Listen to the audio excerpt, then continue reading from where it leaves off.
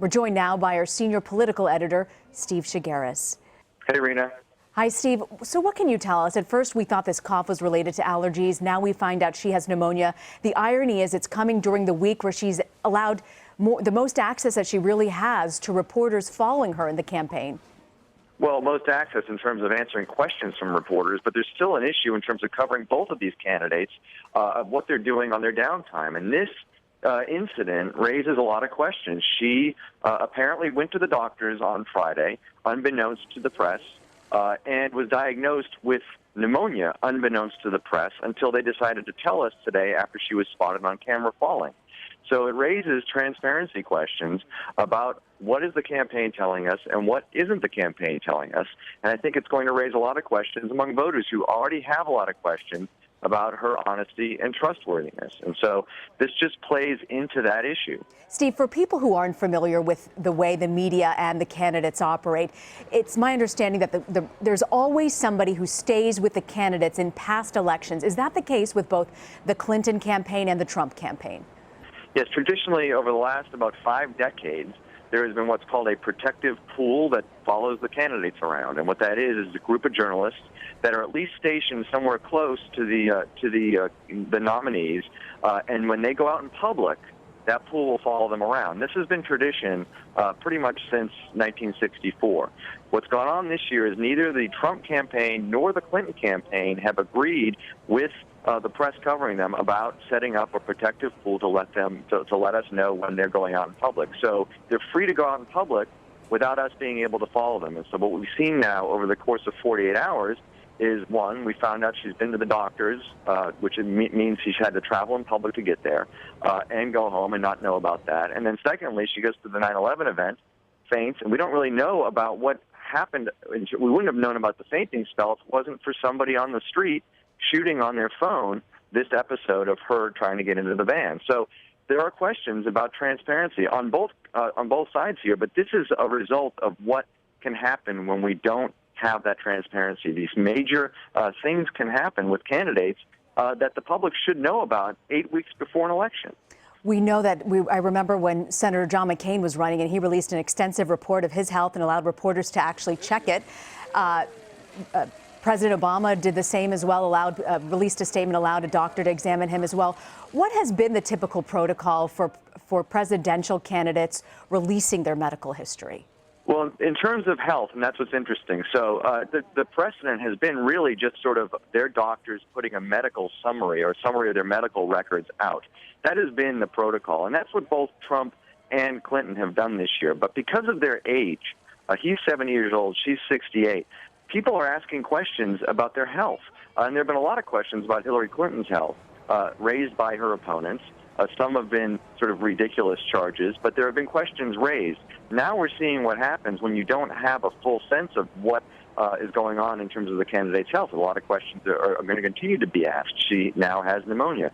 And so traditionally, like as I said, it's usually a letter from the doctor that summarizes their medical records. That's what we've seen. You mentioned McCain. He's sort of an outlier here, I think, because of his issues when he was a POW in Vietnam and because he had cancer very publicly. When he ran in 2000 and in 2008, he allowed press to take a look at his detailed medical records, but that is not precedent. We've seen this year the precedent has been set, or has been continued, which is just a letter from their doctors. Steve, if you can hang with us just a second, I want to bring in Dr. John LaPook, who joins us as well. Dr. LaPook, we know that Hillary Clinton has suffered a concussion in the past. She suffered blood clots as well.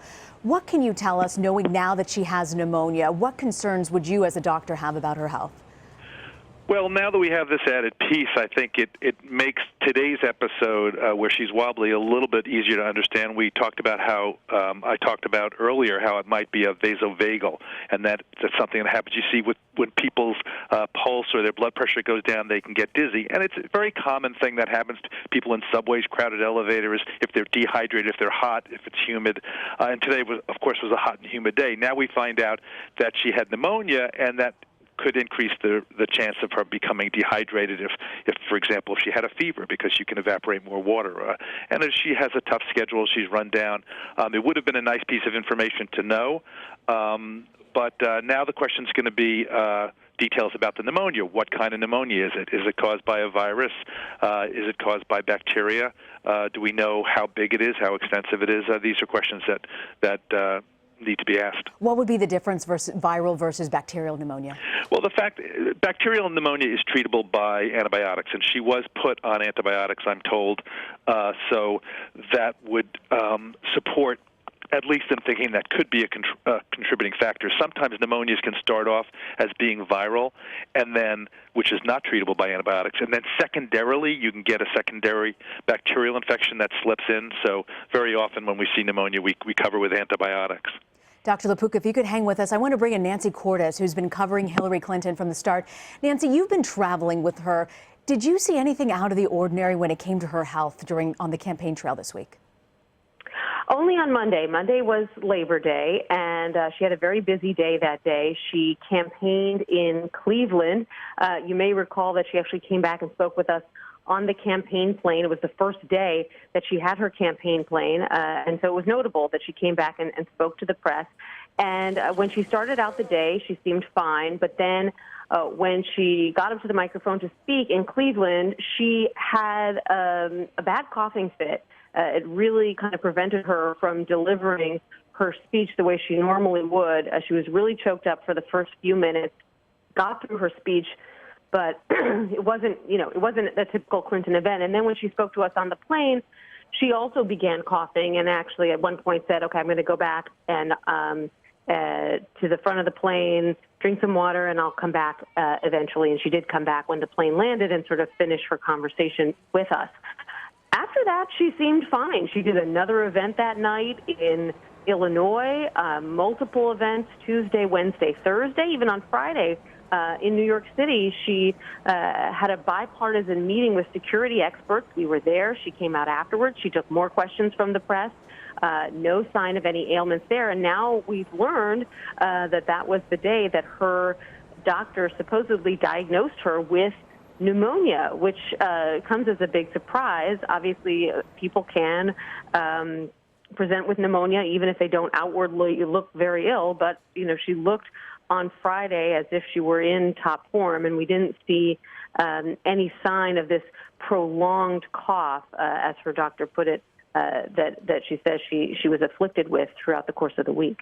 Her doctor says she's advised her to rest and to modify her schedule. Do you see that happening? And wasn't she supposed to travel to California? She's supposed to travel to California tomorrow, and I'm told that trip is now very much up in the air. Her aides are trying to decide what to do. So she's kind of got a long swing over the next few days. She's going to California to do some fundraising, but also to do a campaign event. Then she was going to head to Nevada for more campaigning before coming back to the East Coast. And so, on one hand, she told the press as she left her daughter's apartment earlier today that she was feeling much better and that she's feeling fine. On the other hand, you have this letter from her doctor now that says that she really needs to rest up and that she should be altering her schedule. So everything is kind of in flux right now, and I would assume that probably sometime within the next few hours we'll find out if she's going to be taking that trip or delaying it by a day or two. Dr. LaPook, it's something that I have always been concerned about with our folks covering the campaigns. It is a rigorous schedule, even for a young person.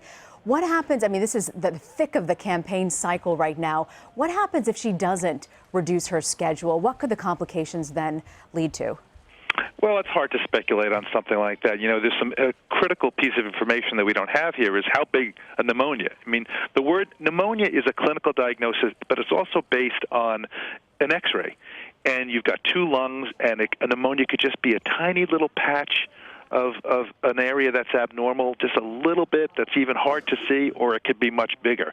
And I think, it'd be interesting to know how big that is, because I think that's going to tell you how long it's going to take for this to get better. People who have pneumonia generally get better. It's an infectious process. But rest is part of when you go to sleep, you get enough sleep, your immune system replenishes itself. Normally, if I had a patient who had pneumonia, I wouldn't necessarily, if it was able to be treated as an outpatient, which this apparently is, I wouldn't tell them necessarily not to go to work, but I would tell them take it easy. Of course, take it easy to one person means something different to another person. But I do think her doctors naturally are going to be encouraging her to take it as easy as is possible right now. Steve Chaggaris, I want to ask you about sort of the political underpinnings of all this. This isn't just a health scare. It also has a political tinge. The Trump camp and some of his surrogates have been out there discussing how health could be an issue for her in the presidency. How do you see this impacting the race? Well, I suspect two things. One, you're going to hear calls on both sides to see more of both of the candidates' medical records. This is an example of why people have been calling for the release of more of their medical information. And secondly, I think what you're going to see are definitely on the Republican side, but maybe others talking about why did it take 48 hours and a public stumble on camera for her to let the American people know that she has been diagnosed with pneumonia. That's a big question that's going to be asked, and it's going to, I suspect, play into the question, are you being fully honest with the American people? And 8 weeks before our election, this is sort of a bombshell moment in terms of that question, and it's going to be talked about a lot over the coming week or so. Okay, Steve Chaggaris, Dr. John LaPook, and Nancy Cordes, thank you all for joining us.